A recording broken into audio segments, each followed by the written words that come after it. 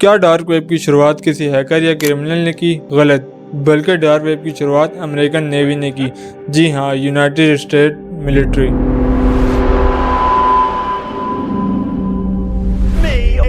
I will commute the sentence of Ross over.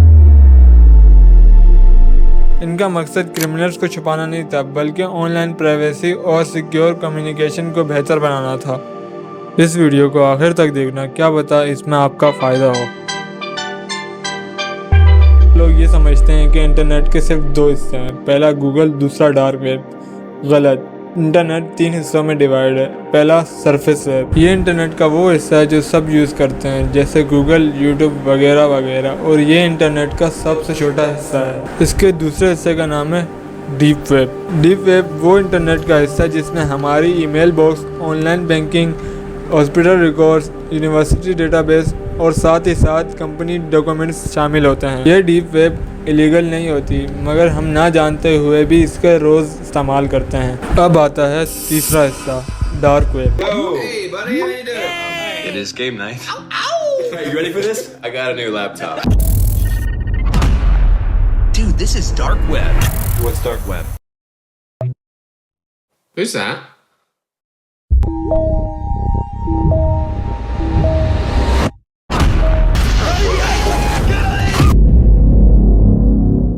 Dark web deep web کا بالکل ایک چھوٹا سا حصہ ہے جسے ہم کسی نارمل براؤزر سے ایکسس نہیں کر سکتے۔ اس کے لیے ہمیں اسپیشل سافٹ ویئر کا استعمال لگتا ہے۔ اب آپ کو میں نے ڈارک ویب کی 3 چیزیں بتا دی ہیں، اب چلتے ہیں اس کی اصل کہانی پہ۔ اس کا آغاز سال 1995 میں ہوا۔ انٹرنیٹ دنیا بھر میں بڑی تیزی سے پھیل رہا تھا، لیکن سب سے بڑی پرابلم یہ تھی کہ آن لائن کمیونیکیشن کو ٹریک کرنا کافی آسان تھا۔ اس پرابلم کی سلوشن ڈھونڈنے کے لیے یونائٹڈ اسٹیٹ نیول لیبارٹری ریسرچ کے 3 ریسرچرز نے اس نئی ٹیکنالوجی پر کام کیا۔ ان تینوں کا نام تھا پیول سیورسن، مائیکل جی ریڈ، ڈیوڈ گولڈ سچلیک۔ ان ریسرچرز نے اونین روٹنگ نام کی ٹیکنالوجی ڈیولپ کی۔ ان کا یہ مقصد کرمنلز کو چھپانا نہیں، بلکہ ملٹری ایجنٹس اور انٹیلیجنس کمیونیکیشن کو سیکیور بنانا تھا۔ سالوں بعد ریسرچرز نے سوچا کہ اگر صرف گورنمنٹ اس ٹیکنالوجی کو یوز کرے گی تو نیٹ ورک چھوٹا ہو جائے گا اور اس کا انوائرمنٹ کمزور پڑ جائے گا۔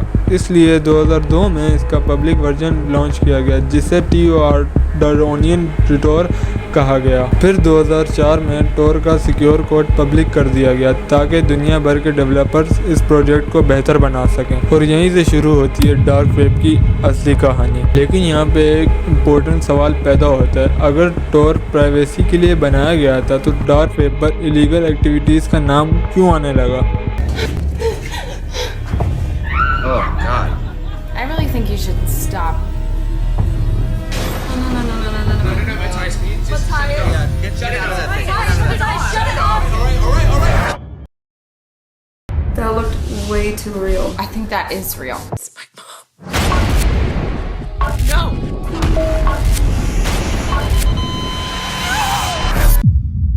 اس سوال سے پہلے ہمیں ٹور کو سمجھنا ہوگا۔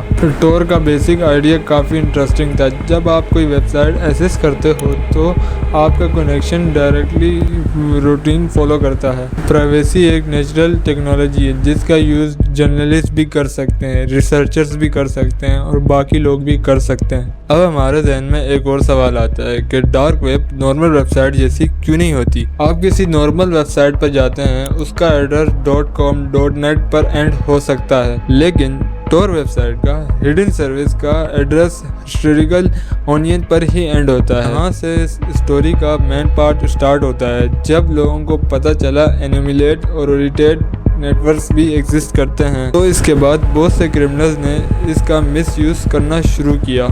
دھیرے دھیرے اس انٹرنیٹ کی ریپوٹیشن بدلتی گئی، لیکن ڈارک ویب کا سب سے فیمس چیپٹر ابھی آنا باقی ہے۔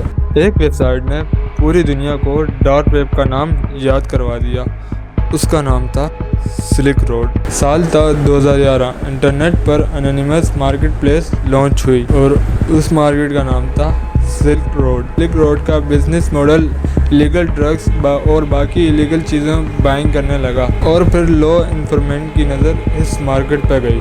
سلک روڈ کا سائز بڑھتا گیا، لیکن اس کا مطلب یہ نہیں تھا کہ انویسٹیگیٹر کچھ کر نہیں سکتے۔ پھر آخر 2013 میں سلک روڈ کو शट डाउन कर दिया गया।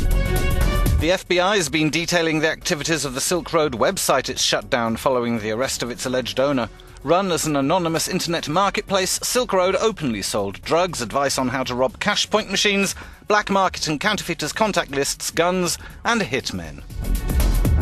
और फिर रॉस एल्ब्रिस्ट को अरेस्ट किया गया।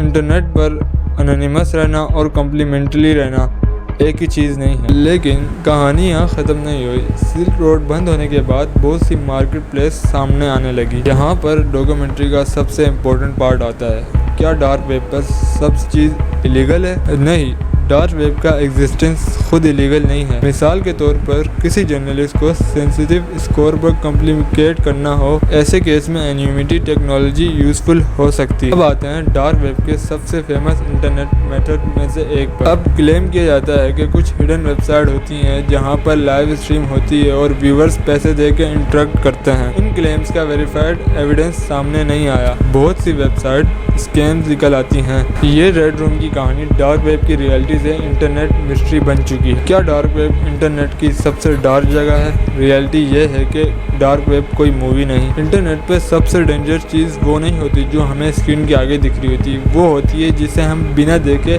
उस पर यकीन कर लें। This is the reality of dark web. ये थी मेरी आज की वीडियो। उम्मीद होगी आपको पसंद आई होगी। लाइक सब्सक्राइब करके देना। मिलता हूँ आपसे नेक्स्ट वीडियो में, तब तक के लिए अल्लाह हाफ़िज़।